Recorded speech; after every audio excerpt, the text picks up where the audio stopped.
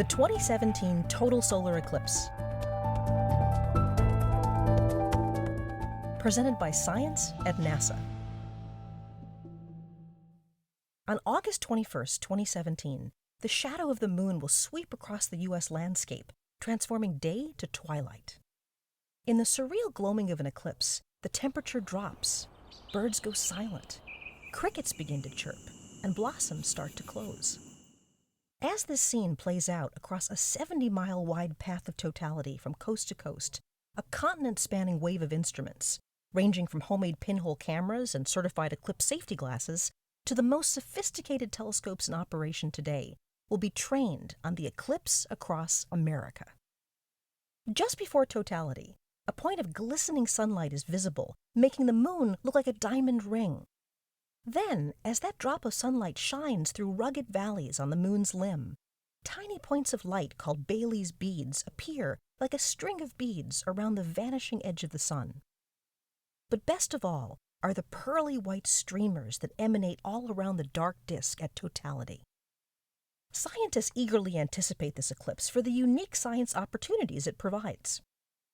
Alex Young, NASA's Associate Director for Heliophysics at the Goddard Space Flight Center in Greenbelt, Maryland, says, "This will be the first total eclipse to span the U.S. since 1918, and scientific instruments have come a long way. The event presents a perfect opportunity to shed light on phenomena such as solar flares and coronal mass ejections, or CMEs, billion-ton clouds of magnetized plasma ejected from the sun. To learn about their dynamics, researchers must study a region of the sun that reveals itself during an eclipse, the corona. Solar telescopes can create artificial eclipses using disks called coronagraphs," explains Young. Unfortunately, man-made coronagraphs also block the sun's inner corona, where CME eruptions originate. Fortunately, during a total eclipse of the sun, the moon makes a better coronagraph. At totality, the sun's inner corona appears in clear detail. Totality lasts mere minutes at any one location, but the Citizen Kate experiment will be positioning 68 identical telescopes across the country in the path of totality.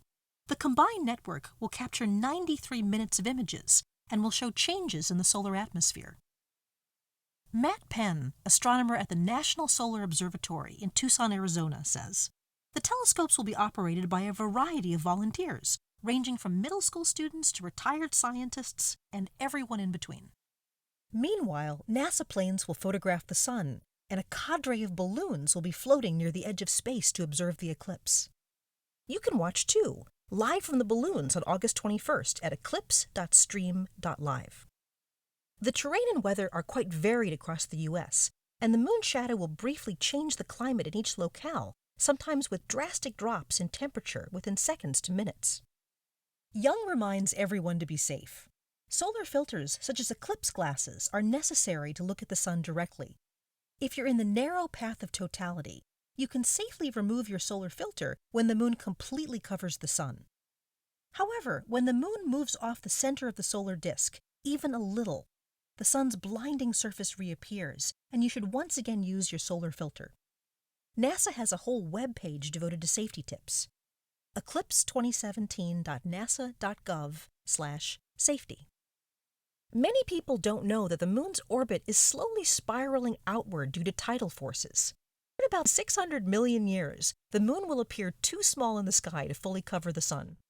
Every solar eclipse is counting down to the last one. Young says, "We live in a fortunate time." For NASA's live coverage of the eclipse, go to www.nasa.gov/eclipselive. For total coverage of NASA science, visit science.nasa.gov.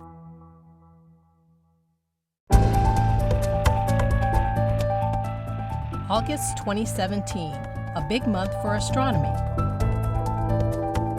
Presented by Science at NASA. Sky watchers in the United States have been waiting for this date for years. On August 21st, 2017, there's going to be a total eclipse of the sun. With the path of totality stretching from Oregon to South Carolina, people can see the eclipse from coast to coast.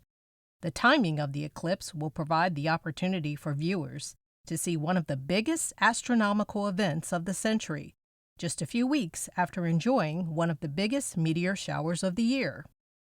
Every August, Earth passes through a stream of debris from Comet Swift-Tuttle, source of the annual Perseid meteor shower. This year, the shower will peak on the nights of August 11th, 12th, and 13th. Although the comet is far away, currently located beyond the orbit of Uranus, a trail of debris from the comet stretches all the way around its orbit, back to where it nears Earth's orbit. As our planet crosses the debris zone, the upper atmosphere will be pelted by specks of comet dust traveling 132,000 miles per hour. At that speed, even a flimsy speck of dust makes a vivid streak of light when it disintegrates, a meteor. Because Swift-Tuttle's meteors streak out of the constellation Perseus, they are called Perseids. Astronomer Bill Cook of NASA's Meteoroid Environment Office offers these observing tips. If it's not cloudy, get away from the bright lights, lay on your back, and look up. Remember to let your eyes get adjusted to the dark. It takes about 30 minutes. You'll see more meteors that way. You don't need to look in any particular direction. Meteors can generally be seen all over the sky. Not all the meteors you'll see belong to the Perseid meteor shower. Some are sporadic background meteors. Others are weaker showers also active in August, including the Alpha Capricornids, the Southern Delta Aquarids, and the Kappa Cygnids. But the vast majority will be Perseids. Cook says if you see a meteor, try to trace it backwards. If you end up in the constellation Perseus, there's a good chance you've seen a Perseid. Under ideally dark skies, observers can often see dozens or even more than 100 Perseids per hour when the shower peaks. This year, the glaring light of a bright, waning gibbous moon will interfere, reducing the number of visible meteors.